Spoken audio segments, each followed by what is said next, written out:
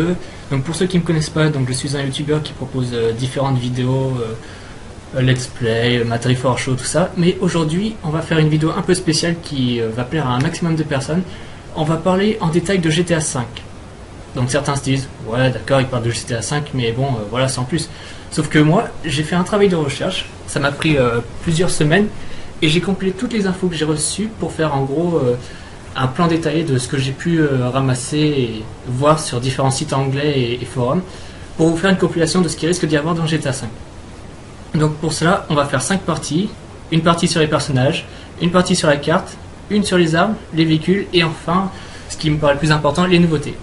Donc on va commencer tout de suite par les personnages. Donc GTA V va mettre en scène déjà 3 personnages principaux, Michael, Trevor et Franklin. Chacun de ces personnages possédera sa propre personnalité, ses propres motivations et ses propres habiletés. On pourra changer de personnage pratiquement n'importe quand lorsqu'on ne sera pas en cours de mission. En gros, à ce moment-là, la caméra s'éloignera vers le ciel pour ensuite revenir vers le personnage choisi. Donc en gros, c'est comme si ça faisait un zoom et un dézoom comme Google Earth. Lors de certaines missions, donc vous devrez obligatoirement jouer les trois protagonistes,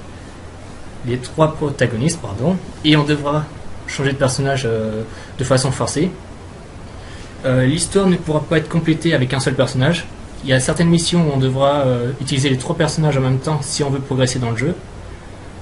Mais de toute façon, dans le GTA, ils vont proposer un menu radial, ce qui va nous permettre de changer de personnage à tout moment. Il faut noter aussi que chacun des personnages vivra sa vie de façon indépendante. Donc par exemple, si on contrôle Michael ou Trevor, et Franklin il pourra faire ce qu'il veut dans la vraie vie, enfin vraie vie, je me comprends, sans qu'ils aient nécessairement un lien avec les activités de telle ou telle personne. On risque de voir quelques personnages de GTA 4, mais par contre, faut pas s'attendre à ce que ce soit les personnages principaux comme Nico Bellic ou je sais pas moi, Roman, des choses comme ça. Par contre, dans ce GTA, il n'y aura aucun personnage qui sera issu de GTA 3, GTA Vice City ou San Andreas. Donc bon, on peut pas avoir tout non plus. Maintenant, on va détailler en profondeur chaque personnage. Donc on va commencer par Michael. Donc Michael, c'est un pilleur de banque retraité âgé dans la quarantaine, qui a conclu un accord avec la FIB, donc c'est le FBI dans le jeu, et qui fait présentement partie du programme de protection des témoins.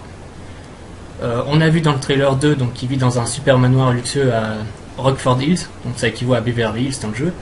Il est marié à sa femme Amanda et est père de 2 enfants, un fils adolescent du nom de Jimmy, James, et une fille adolescente du nom de Tracy. Qu'est-ce qu'on peut dire d'autre sur lui? La relation entre lui et son fils, c'est assez tendu, on l'a vu dans le trailer lorsqu'il disait que ça bougeait, tout ça dans la voiture. Sa femme et ses enfants dépensent la majorité de son argent et il se retrouve quelque peu dans une crise financière, ce qui le force à se diriger vers le crime. C'est aussi un homme à tout faire, c'est le cerveau de l'équipe, il contrôle toujours les situations. Sinon je pense que j'ai fait le tour. Ouais, non, là vous voyez pas, mais devant moi j'ai un tas de feuilles, donc faut aussi que je m'y retrouve, désolé. C'est ça aussi les aléas du direct. Pour Trevor, donc Trevor c'est un ancien pilote de l'armée âgé dans la quarantaine. Son nom complet c'est Trevor Phillips. Il vit dans une remorque à Blaine County, donc dans le désert. En gros c'est à moitié un clodo, mais bon, quand vous voyez ses vêtements dans le jeu, je pense que vous avez tout de suite remarqué. Il a cambriolé quelques banques en compagnie de Michael dans le passé. C'est aussi un maniaque de la drogue. Il aime foutre le bordel, massacrer tout le monde et tout détruire sur son passage. Il peut mettre le feu aux objets quand il le veut, pas seulement lors des missions. D'ailleurs, on l'a vu dans le trailer, il faisait cramer une baraque avec un cocktail Molotov. C'est aussi un très bon pilote d'hélicoptère. Dans le jeu, donc, il est défini comme un déséquilibré, un psychopathe, un imprévisible criminel de carrière et toxicomane. Putain, lui, il accumule tout. Super son CV. Pour Franklin. Donc Franklin, il est âgé dans la vingtaine, en gros 25-26 ans. Et il travaille en tant que vendeur de voitures de luxe. C'est son mentor, donc son boss en quelque sorte, c'est Michael. Et c'est aussi un tireur d'élite et un conducteur expérimenté. Bon, après, j'ai pas forcément plus d'infos sur ce sujet, donc je pense qu'on va passer sur la seconde partie, donc la carte. Donc la carte. Je pense que là, vous avez dû remarquer quand j'ai mis l'image, celle que je vous présente, donc ce n'est pas la vraie. Non, non. En gros, c'est des fans qui ont essayé d'imaginer la carte de GTA V à travers, comment dire, des infos qu'ils ont reçues de GTA The Ballad of Gay Tony. Donc celle-là, ça n'a rien à voir. Par contre, vous pouvez remarquer à droite la carte de GTA 4. Ça, en gros, on va dire que c'est la carte à 100%. Et celle de gauche, donc c'est pas la vraie, mais ça va être ça en gros. Celle de gauche sera 3 fois plus grande que celle de GTA 4 à droite. En gros, la carte de GTA 5 sera la plus grande de toutes. Elle sera aussi grande que GTA San Andreas, GTA 4 et Red Dead Redemption réunis. La carte donc sera entièrement débloquée dès le début du jeu, donc ça c'est une nouveauté. Parce qu'avant il fallait débloquer genre les îles, tout ça, comme dans San Andreas et GTA 4. Il y aura bien sûr quelques zones protégées, donc je pense qu'il y aura du style des bases militaires, des aéroports, des choses comme ça. Donc ça, rien de bien surprenant. Et en gros, on peut expliquer cette taille de carte que en fait la carte sera tellement grande que les 3 personnages principaux habiteront à des endroits différents de la carte. Maintenant, on va parler des armes. Puisque c'est bien beau de jouer un GTA, mais bon, si on peut pas tuer des mamies en train de passer sur un passage pour piétons, ça le fait pas. On est d'accord. Donc là encore, on va retrouver des armes, on va dire classiques, que ce soit des silencieux, des lunettes de visée, des viseurs laser, des garde-mains, tout ça, des crosses d'épaule. On va retrouver aussi tout ce qui est pistolet, des UMP-45, des mini-Uzi, tout ça, Kalachnikov. Bon, ça, on va dire que c'est l'attirail habituel. Par contre, on peut noter un retour en quelques guillemets aux sources, parce qu'on risque de retrouver la botte de baseball qui était comme dans GTA San Andreas. On va retrouver des matraques. Et certains se disent, oh putain, ça me rappelle San Andreas où je retrouvais le god dans le commissariat de police. Ouais, mais bon, au moins c'est bien, ça fait un retour aux sources, vous me direz. On retrouvera également, et ça on l'a vu dans le trailer, donc des clubs de golf, des raquettes de tennis. On peut noter aussi l'apparition de marteaux, mais bon, ça reste à confirmer. Peut-être des points américains, du C4. Et normalement, mais ça c'est juste une rumeur, on retrouvera peut-être, mais je dis bien peut-être, un grappin. Ce serait stylé si on pouvait faire ça sur chaque immeuble et tout ça, monter en rappel et tout. Mais bon, ça, on saura ça qu'une fois qu'on aura eu plus d'infos. Là, maintenant, on va arriver à la partie que tout le monde adore et que même moi d'ailleurs, j'en peux plus d'attendre tellement que ça me fait saliver. C'est la partie bien sûr des véhicules. Donc je vais vous laisser quelques petites diapos avec les principaux véhicules. On va dire qu'il y en a une 60aine dans le jeu. Donc bien sûr on va retrouver genre des Infernus, des comètes, des choses comme ça, donc des véhicules qu'on avait retrouvés dans GTA 4. On va retrouver aussi des véhicules qui étaient dans San Andreas. Et on va avoir de nouveaux véhicules. D'ailleurs, vous avez dû remarquer la 9F qui ressemble fortement à une Audi R8 et qui n'y était pas dans GTA 4, pardon. Et bah là, vous verrez, il y aura de plus en plus de véhicules de luxe.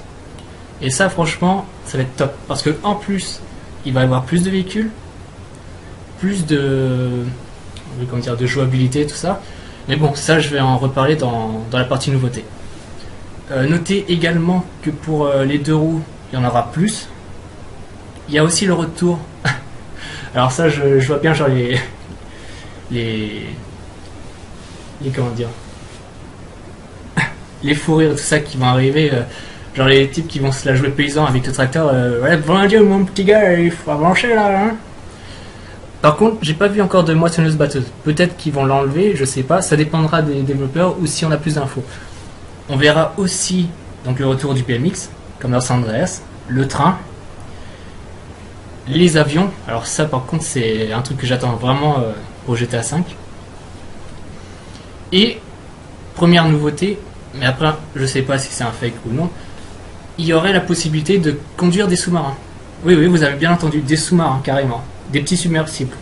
Parce que si vous vous attendiez à des sous-marins genre de l'armée, tout ça, non, faut peut-être pas déconner. Et enfin, et on terminera cette vidéo là-dessus, les nouveautés. Donc ça, J'en ai noté pas mal. Après, vous en penserez ce que vous voulez, mais après, il faudra faire le tri, hein. Bien sûr, il n'y aura pas tout ça, il y a des rumeurs là-dedans. Donc, les rumeurs. Donc, la plupart des nouveautés et des rumeurs que j'ai notées dans cette partie-là proviennent de sites anglophones ou des forums qui ont demandé et posé des questions directement à Rockstar et Rockstar leur a répondu. Donc là, je vais tous vous citer, ça va être plus simple. Donc, le jeu mettra en scène 3 personnages principaux, ce qui est une première dans la série. On ne pourra pas compléter le jeu en entier à l'aide d'un seul personnage. Vous devrez parfois compléter une même mission avec chacun des personnages pour pouvoir progresser. Vous ne pourrez pas tuer un autre des personnages lorsque vous jouerez avec l'un, ce qui est tout à fait logique. En mode libre, vous pourrez choisir avec quel personnage vous désirez jouer. Chaque personnage aura son propre inventaire et son argent. Cela n'est toutefois pas définitif et pourrait être sujet à changement lors de la version finale du jeu. Lorsqu'on ne contrôlera plus un personnage, sa vie continuera normalement et vous pourrez être surpris de voir dans quelle situation il se trouve une fois que vous aurez repris le contrôle du personnage. Et vous imaginez le type, on termine une mission, on change, je sais pas, on passe de Michael à Trevor, et là on revient, Michael il est en train de, je sais pas, de baiser une milf ou un truc comme ça. Enfin bon, oui, revenons dans le jeu quand même, hein. Il sera possible d'acheter des vêtements pour vos personnages. On pourra faire des doigts d'honneur aux passants, donc chacun réagira à sa façon. On verra pour la première fois un menu radial pour sélectionner les 3 personnages. Comme j'ai dit tout à l'heure, donc il n'y aura aucun personnage qui vient de GTA 3, Vice City ou San Andreas. Par contre, on reconnaîtra quelques visages familiers de GTA 4.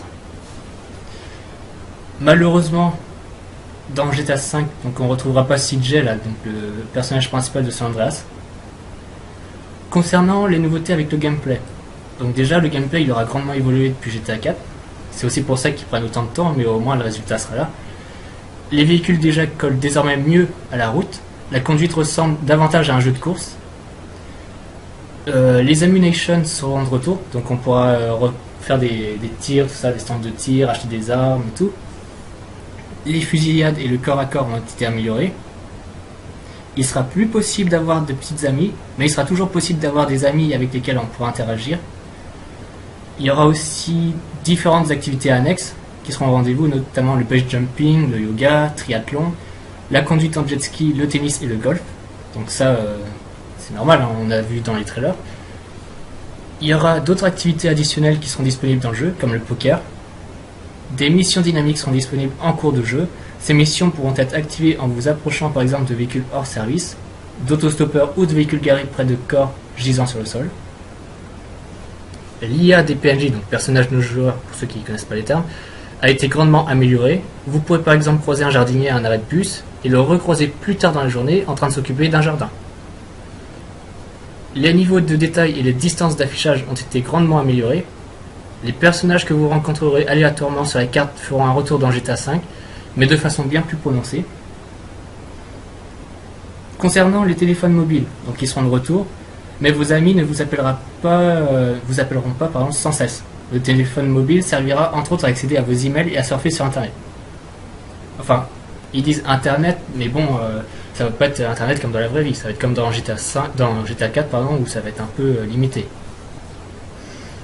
Des missions annexes similaires aux missions taxi, ambulance et autodéfense seront de retour, mais ne seront sans doute pas identiques aux anciens opus, puisqu'ils ne concorderaient pas avec la personnalité des 3 personnages principaux. Mais chaque protagoniste aura des missions annexes à faire, donc ça déjà c'est pas mal. Le système de couverture a été revu et amélioré, et sera d'une importance capitale dans le jeu. Il sera possible de nager sous l'eau, avec la présence notamment de grottes sous-marines. L'équipement de plongée est également confirmé. Ah mais en fait ce GTA il va te déchirer, hein. Les missions seront centrées autour de l'infiltration, de la famille, de l'invasion, de la récupération d'otages, de hold-up, de cambriolage, tout ça. Bon, ce sont des missions classiques, mais il y aura aussi des missions sous forme améliorée.